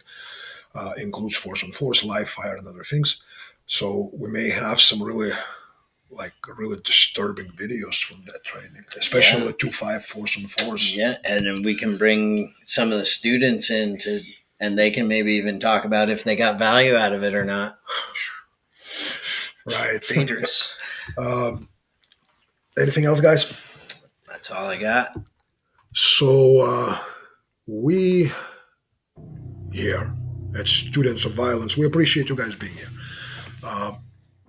Again, it's a little bit not disappointing, but kind of like a downer that none of the people that supposedly had something of value to say, as far as calling this retarded or stupid or marked safe for being this stupid or whatnot, were here not because we want to make fun of them, although it's kind of like They're still trying to figure out what rule that was broken. oh, okay, that's cool. So they kind of in self-reflection stage, right? But if you have any of those guys, bring them in. Guys, subscribe to this channel, follow, share it. We will go into different things. As I said, this one just happened. I posted the thing to Instagram, and then it just blew the fuck up, and it came on to us. So it was kind of like this would be stupid to avoid this discussion. So here we are. I don't know yet what we're gonna do next week. We'll look into it. If you do have cool suggestions, guys, send it to us. Send it to us, or make it, in the comments. Put something out there. Contact us. Again, we appreciate your time. We appreciate your attention. Thanks, Josh. Thanks, Lewis. We will see you next Monday with us, Students of Violence. May God bless.